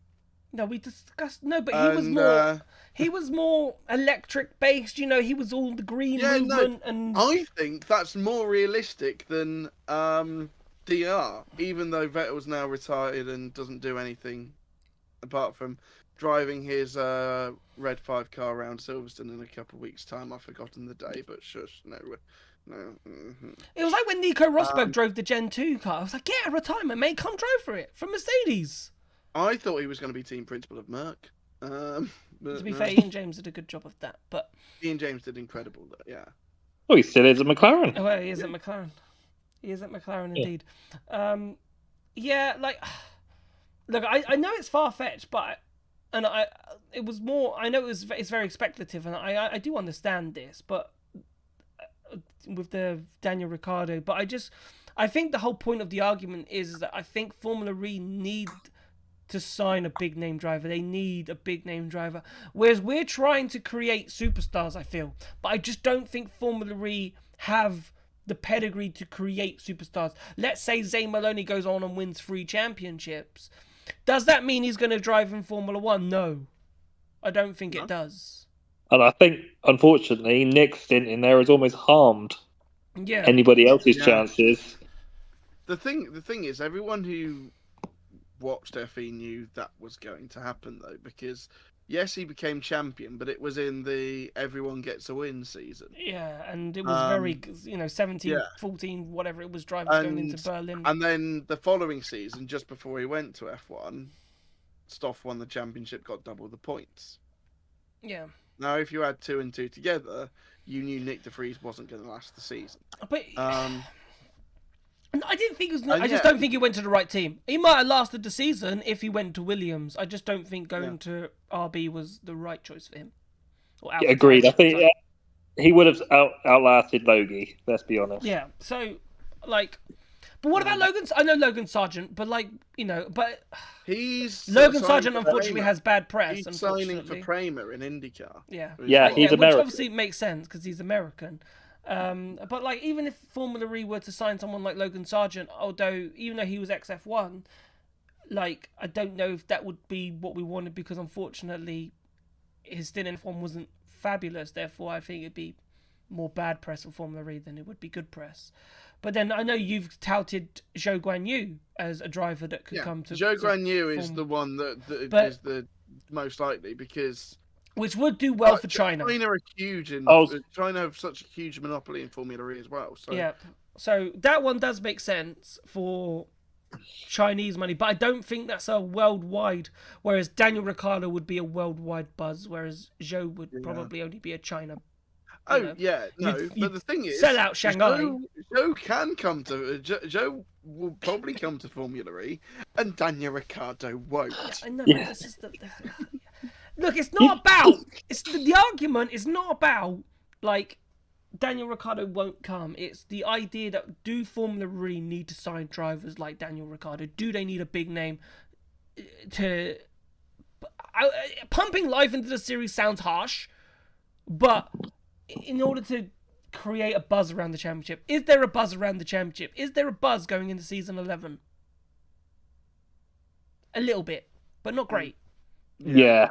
Yeah, like there's not been any major changes. There's no driver changes where we're super excited about. There's not like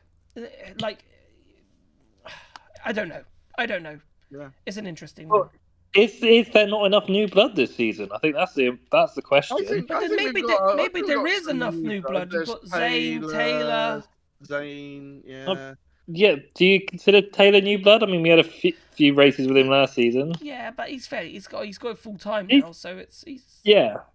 We're used to Taylor. Yes, I agree with you. We're used to Taylor, but that's the natural progression, isn't it? Like, he's gone from reserve to proper driver. No, I agree. Sasha did that a few years back. So it's possible. But right, Chris, I suppose we've got to let you go because we've got Blake, I think, that we haven't got to that would like to come on, and then we've got Jack Smith coming on at 9:45 to talk more Formula E news and things that are going on. But Chris, thank you so much for coming on.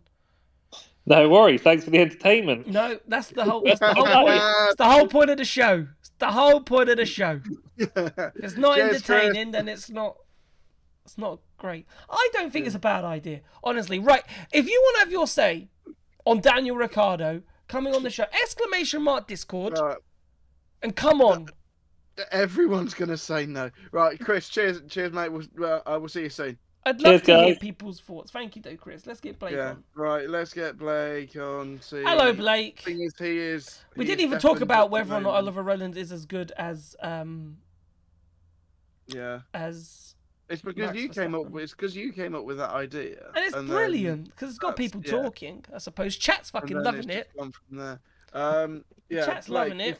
If you are watching, well, he's in the or listening, hopefully you are on the FE bar. Just unmute and say hi at some point. Undeafen yourself. But if not, we'll. If not, what we might do, we might go to a break and then come back and see if Blake's with us. If that's all right, Jack. Yeah, we can do that. Yeah, let's go to the final break. We'll see you shortly. All right, we'll see you in a couple of minutes.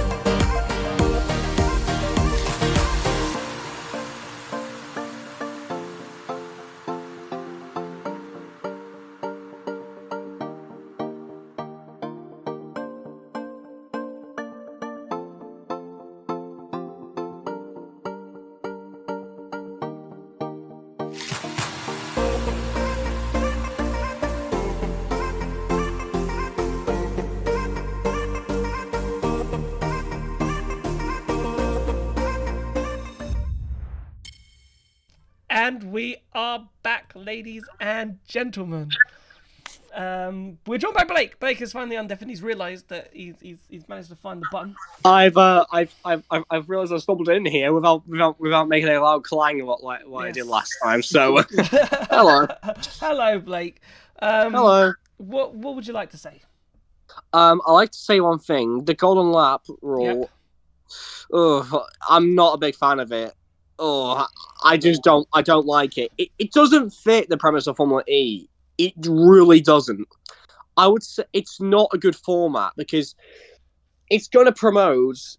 It feels way too gimmicky. And you know, Fan Boost a couple of years ago. Yep. It feels too gimmicky. I feel like it doesn't feel like it's a bit pointless because. At some tracks, it will be worse than others. I would say, because we know what happened at Mazzano last season. Yeah. If there's a type of racing similar to that, and with that rule in place, it's not gonna be good in the slightest. No. Yeah, I don't know what they're thinking. I honestly, like, I don't know what they're thinking. Like, I don't know what they thought. Oh, it's like one of those, when they sit down in a meeting, right? Bit like how I sat down in a meeting and thought Daniel Ricciardo to Formula E is a great idea, right? They must have sat down in a meeting and went, oh, you know what's a great idea?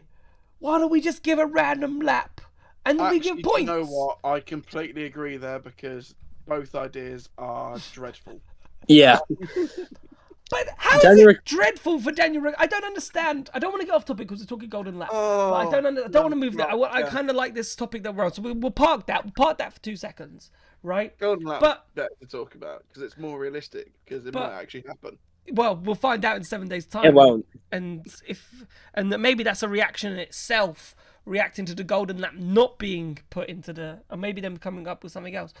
I don't understand why they think we need another gimmick. Like, I don't think attack mode is a gimmick. I think it's a cool way to strategize a race. It's like the thing is with attack mode, it's that it makes a lot more sense because it's their way of saying we're doing a pit stop basically instead of being another gimmicky thing. Attack mode actually makes sense compared to fan boost, which is God, do not get me started on that thing. It's ridiculous. Yeah. Again, I said I don't know what Formula E were thinking. I think it's hopefully it's not in it, but let's say let's fast forward, right? 17th of October, World Motorsport Council meeting. We find out our new track, we find out the sporting regulations, the Golden Lap has been introduced. The teams will find out at a specific time that lap 27 of this race for the Sao Paulo E-Prix is the Golden Lap. Whoever's leading it gets a point. What is your reaction? All I can say is Remember we're live. We're live. Okay, I know we're live, but to put it lightly, I will be switching over to the British Touring Car Championship in a heartbeat, even though the season has ended, because in my personal opinion, it feels like a touring car format instead of a Formula E format. That Golden Lap rule, it does not make any sense to me. Yeah, but even then, even if they introduce that to BTCC, I can see a lot of people kicking up. Not being happy. It doesn't feel right with anything. That's the thing. It doesn't feel right with anything, no matter what you put it in, rallycross, etc. It's just another pointless rule that I like to call the FIA people. That's the best way I'm going to call them now. So. The FIA people decided, lads, let's just chuck this rule into a series that doesn't needs more gimmicks than I don't know than the video game, I guess. Yeah, it does feel very video game-ish, doesn't it? It does. It feels like it kind of takes away from the point. The point is that Formula E is meant to be an electric series that's meant to be taken seriously. I mean, for God's sake, we're here after 10 years standing. I do not want something stupid like we've outlasted A1GP. Woo! Yay! Like that. or Super League Formula. Yeah. Yep. Right. Yeah. What would you think if instead of that Golden Lap, if they did like a most laps led rule instead and got a point for that? I don't know how to feel about that. It's more of a touring car thing.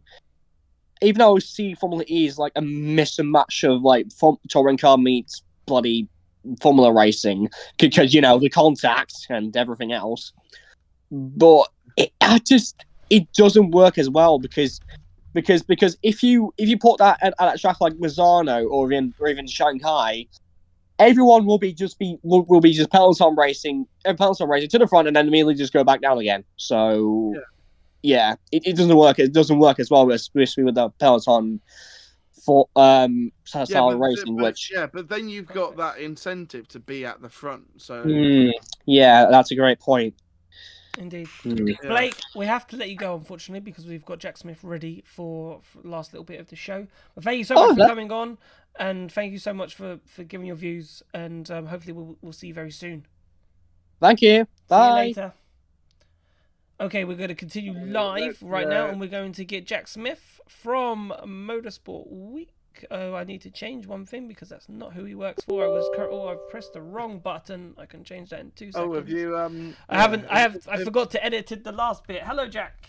How are you? Hello. How are you, chaps? Not too bad. Oh, good. Good. Yeah. How's life? You've been very busy as well. Yeah. Life is good, yeah. Busy. And obviously it's going to get busier now. We've got the season coming up thick and fast. Indeed it was. I think it was your story, right? About Sasha Fenestraz. I can't remember if I read that right. Motorsport Week, I think I saw with the Sasha Fenestraz, Oliver Rowland stuff. Yes. Talk to me about that, because we were discussing that earlier, and I thought that was quite interesting. I felt like he said that for me because he was kind of covering up, and he said to us after London when he was reviewing his season, and he said he didn't come in with the right mindset. He thought he'd be leading the team, and then Oliver Rowland laid down a gauntlet, and that kind of shocked him, and then he never really mentally was able to catch up, and then that was he spiraled, and the season kind of spiraled from there. So when he comes out and says to you that Oliver Rowland's just as good as Max Verstappen, I just feel like he's trying to, in a way, I feel bad for him, and I feel bad in saying this, but he's kind of trying to cover himself, I feel, to say, look, he's just a brilliant driver, and I just, fair play, I lost, but I don't think it was really me deserving to lose my seat. Well, the first point I have to make is that he completely contradicted what he said to me, which is early in the season, when we got to the European rounds, I interviewed him the week leading up to Mazzardo, and he said to me that Ollie was one of Ollie's sort of tasks upon coming back to Nissan was to educate Sasha further into helping him become a better driver. So if you delve back through that interview, you can see that's pretty much what he said. Yeah. And then when I asked Ollie about it, he verified that and said, yes, that's kind of part of the job spec for me this season. But it's fair to say that Sasha did regress slightly. I mean, it was harsh to get rid of him, and the manner in which he was got rid of, I thought, was a little bit harsh. But they're the facts that are laid out. Now, to be fair, though, I mean, and I'll take him at his word. He claims that Max says that as well, and I know Max and Ollie do know each other, so Max may well have said that. I know Max follows Formula E very closely, and he's mates with other drivers. He's mates with the Jaguar boys as well. And I think Ollie, to be fair, did have a flirtation with Formula One. He was in two junior programs in his time, and I think he was a very good driver in the feeder series. So if you had plonked him into Formula One about, I don't know, 6-7 years ago, I think you'd probably see him doing very well if he was in the right car. Which is the second point to make, but there does seem to be a slight contradiction in what Sasha is saying. Yeah, that's what I mean. It's like I saw it and I thought it's very high praise, but I don't think Oliver Rowland would say that about himself. But then I suppose Oliver Rowland is quite a humble guy. But Pico made a point earlier that we nearly had Alexander Albon, right, as part of Formula E, and look how well he's doing in Formula E. So who knows, you don't always get your opportunity. Antonio Felix da Costa, I remember Mark Preston saying Antonio Felix da Costa was probably one of the drivers. And, who owns Carlin? I've forgotten his name escapes me. Trevor Carlin. Yeah, Trevor Carlin. I forgot the first name. No, I forgot the first name. But Trevor Carlin. Like, Trevor Carlin was another one who said, I was really surprised, like, Antonio Felix da Costa, like, didn't get to F1 because, he felt he had the talent to do so. Yes. Drivers don't, but then you don't know. So we don't know how Oliver Rowland could perform. I'm not saying he'd be Max Verstappen, but he could have been good. And let's not forget that if circumstances had been different, and I think, in my opinion, if they had been right, we would have had Pascal Wehrlein being teammates with Lewis Hamilton at Mercedes. Another F1 driver, by the way, who came from F1 to absolutely, yeah, Formula E. Yeah, I mean, the thing is, like, with Rosberg, that of so many things, was like Hulkenberg was Toto's first pick. Yeah. But he had just moved to Renault, and so they wouldn't let him, so that's why they got Bottas in. Yeah. And but the thing is, it's all devil's advocate. That's what it is. It is devil's advocate. We don't know. And it is a shame, but we don't know how well Ollie would have done. Oh yeah, there are quite a few drivers on the FE grid who I think would have been half decent, if not good, Formula One drivers. Yeah. And with people like Taylor Barnard and Zane Maloney coming in, you're going to have those discussions all over again in a few years. Yep. Oh yeah. But then we had this conversation earlier. Like, let's say about, we'll come back onto this towards the end when we'll talk about if Daniel Ricciardo should come to Formula E, but we'll park that for 2 seconds. But we said Formula E are in this era of trying to create superstars, maybe. So let's say Zane Maloney comes in, or Maximilian Gunther. I know Gunther's been here for a while now, but drivers like that, Zane Maloney comes in and he wins. Let's say he wins in the next 5 seasons. He wins 3 championships for Lola. Let's just hypothetically. I don't think that would be enough for Zane Maloney to win those 3 championships and get himself an F1 drive. Yeah, I probably agree with you, and I don't know exactly why that is. I think that Formula E is still, to some extent, a slightly maligned sport. You can never say for sure whether someone who's been very good in FE would ever have been good in Formula One, but it's a legitimate series. There are complexities to the driving of a Formula E car that a Formula One driver doesn't have. And there are interchangeable skills, but there are certain skills that some drivers have or don't have that would work in one or the other. So it's hard to say, but yeah, I would agree with you. I think, look at Jean-Eric Vergne. He won 2 Formula E championships. Did he ever get an inroad back into Formula One? No, he didn't. No, yeah. And even though he said he had conversations, it still didn't amount to anything. Exactly. Coming close. So, and that's the thing. It's like, because people, we were having this debate earlier about, we don't want Formula E to be a retirement home for Formula One drivers, but then it's like, you don't want that, but then, we're getting these young drivers in, but it's not like we're providing them the opportunity to get back into Formula One, which we're not in a sense, but then, what we're saying is that F1 teams aren't looking at Formula E drivers thinking, oh, we'll pick from here if he's doing really well. You just don't think that that's going to happen. They're just sort of becoming racing drivers in their own sense, if that makes sense, and creating their own story. Yeah, I would agree with that. I mean, a lot of careers, very good careers, have been forged in Formula E. But it's fair to say that a lot of good Formula E drivers don't rely on Formula E alone. They go into WEC, or they go into other forms of sports car racing. They don't just pretty much stick to that. Some do, but some don't. And yeah, obviously Formula One is the pinnacle, and that's what all racing drivers aim towards. So you don't really want them to think that they're in Formula E because that's the best, the best cards that they've been dealt. Yeah. But we'll have to see. I mean, Taylor and Zane aren't the first F2 drivers to get into Formula E. They won't be the last. It's just a case of whether they will end up sticking with that for the rest of their days. Indeed. You wanted to talk attack charge. Yes. Now, I interviewed Oliver Rowland last week, and he said he thinks Nissan are ready for it. There's a bit of work to do, but what does he mean by ready for it? He said that Nissan have tested it. He thinks there's a bit of work to be done, but he seemed very confident about the way Nissan have gone about it and the way they've practiced it. So he thinks the technology is ready, and he thinks it's race ready. Then is that what he's saying? He was slightly on the fence on that one, but he thinks that he thinks Nissan are ready, particularly from the sort of strategic point of view. Okay. I think he seems to think that they've worked it out, and they, from their side, if it's in, they can make a good job of it. Okay. But the fact is that it's going to have to happen sooner or later, because if it doesn't happen, then it's never ever going to happen. Oh yeah, that's true. But I can't see it never happening, because I will push them in terms of like, well, you're an EV championship trying to make EV cars, and this is great EV technology, so you can't just get rid of it.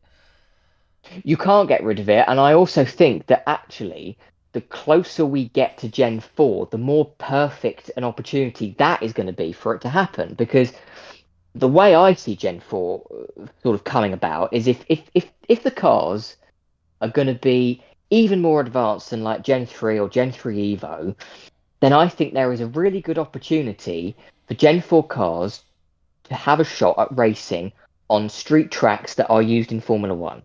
Yep. Now, if that is going to happen, and I'm thinking off the top of my head somewhere like Montreal, I'm thinking maybe even Baku if they can adapt the track just a little bit.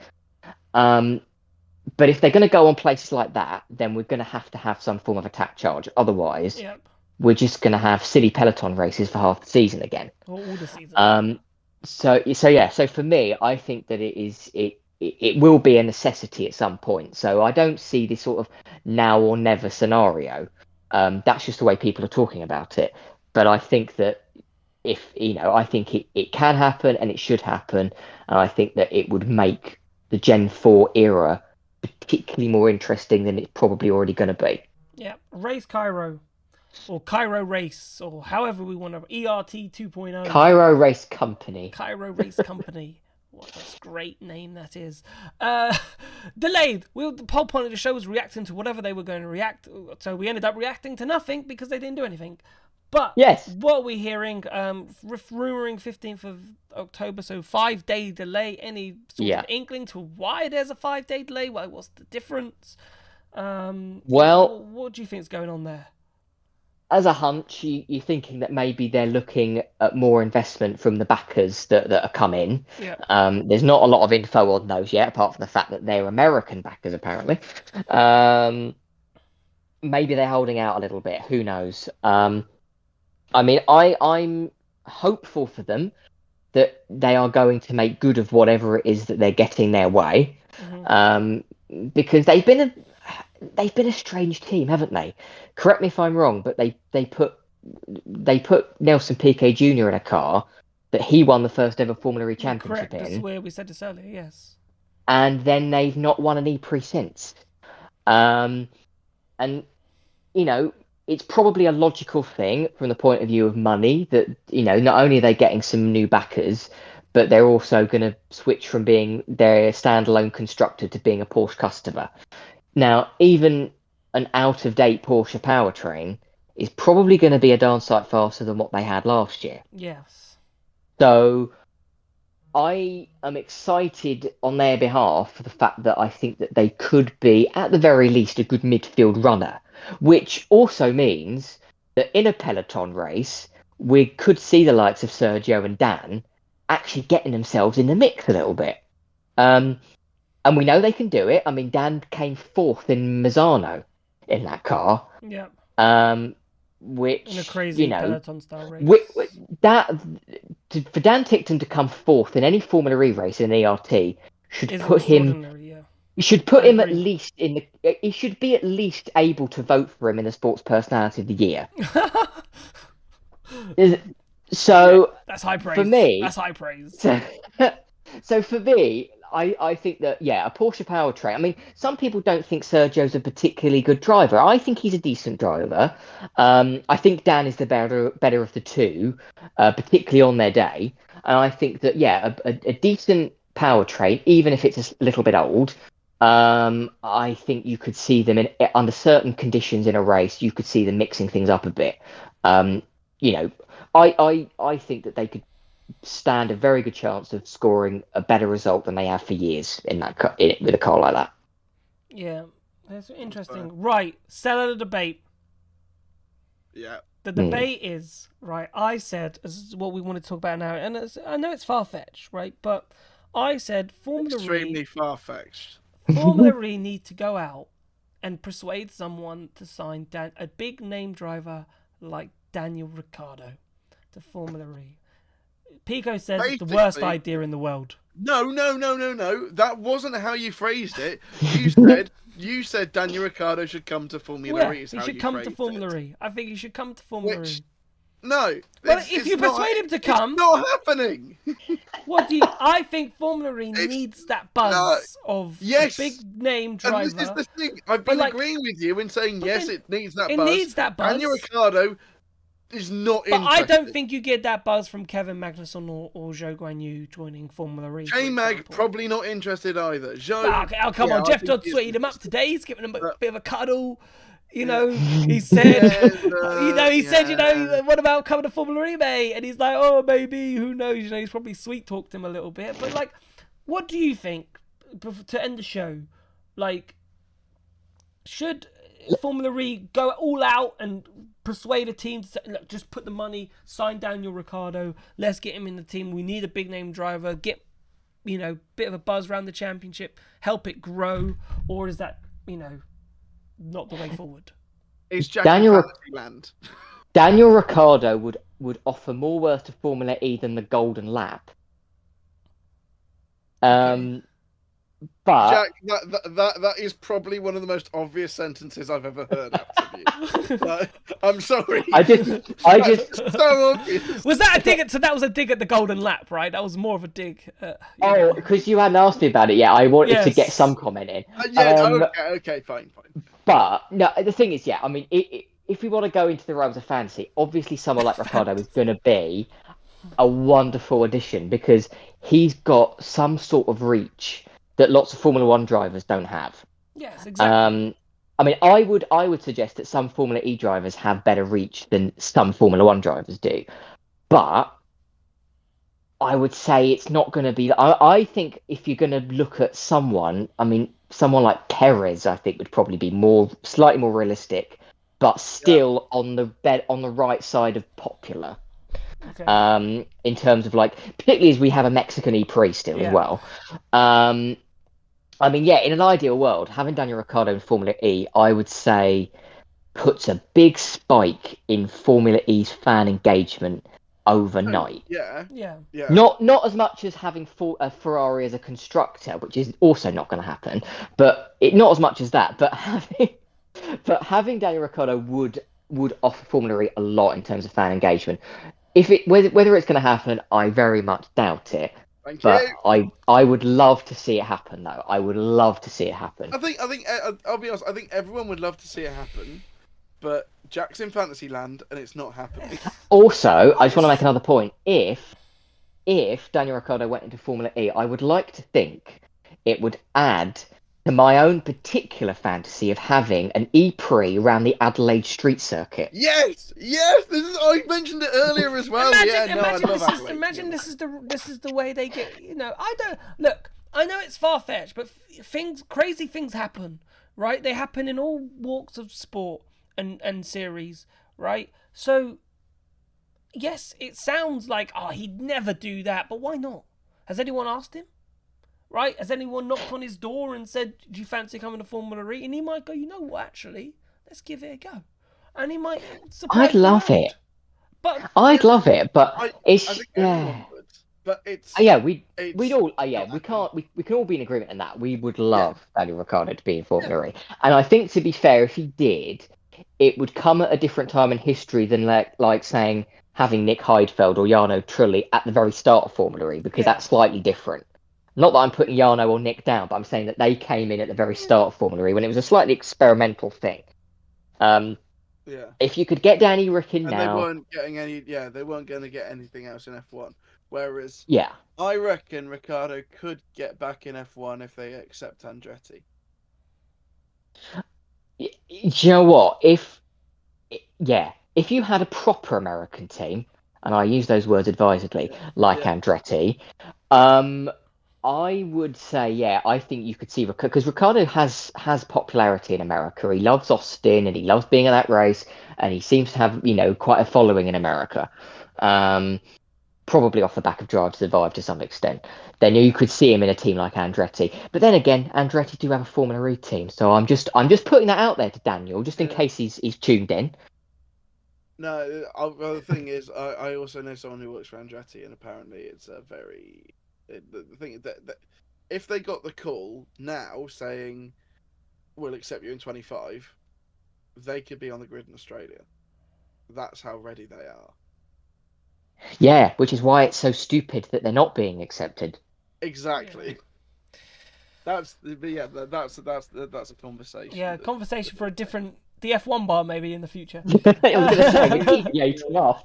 Yeah, no, we'll leave that one to Tommy and Matt. Yeah, leave that one to them. But no, Jack, thank you so much. I know for coming on and no, it's quite alright. Giving us those updates, and I'll take it you're in testing. Yes, I'm due to be there. Hopefully going to see every day. Hopefully see some of the all-female tests as well. Because I'm looking forward to some of the announcements because we just don't know what's coming. We didn't even talk about that today. But we've got the 17th. Are you at the Mahindra launch, 22nd? I am due to be, yes. Good, I'll see you then. I will see you there. And you'll see him at testing too. Yeah, no, you see me at testing too. But who knows? Are you going to see me in Sao Paulo maybe? I won't come out to that. Unfortunately. No. Although my money doesn't stretch. Miami's looking a bit more promising for me, so that's good. So might be. I'm aiming to be there. I'm aiming to try that one. But anyway, I am planning to walk into the paddock of Miami to the tune of Miami by Will Smith. That is my absolute ambition. Yeah. Perfect. Welcome to Miami. Right, perfect. Right. And on that note, I think it's I think it's pretty much time to end the show. So thank you so much to everyone who's been watching. Please remember, if you haven't already, if you're watching and you haven't hit that like and subscribe button, hit that like and subscribe button. We're getting really close to 1,000. It is a small goal. Big goal for us, actually. 1,000 is a huge goal. It's not a small goal. It's a huge goal. So any help that you can get your nan, your mum, your aunt, your cat, everyone to subscribe that you know. And thank you so much for listening. And we will catch you very soon. See you later. Good night.